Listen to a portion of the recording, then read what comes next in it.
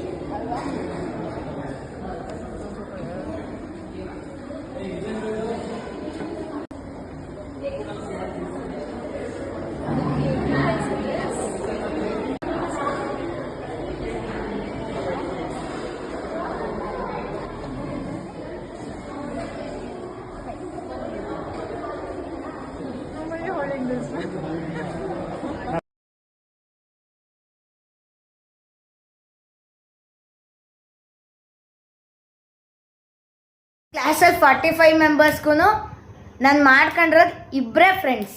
ಯಾರು ಅಂತ ಗೊತ್ತಾ ನಿಮ್ಗೆ? ಗೊತ್ತಿಲ್ಲ ಬಿಡಿ, ನಿಮ್ಗೆಲ್ಲಿ ಗೊತ್ತಿರುತ್ತೆ.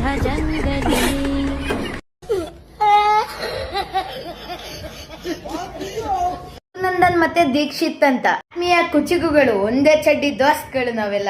ಬೆಳಗ್ಗೆ ನಾನು ಶೇರಿಂಗ್ ಡೇಗೆ ಏನ್ ತಗೊಂಡೋಗಿದ್ದೆ ಗೊತ್ತಾ?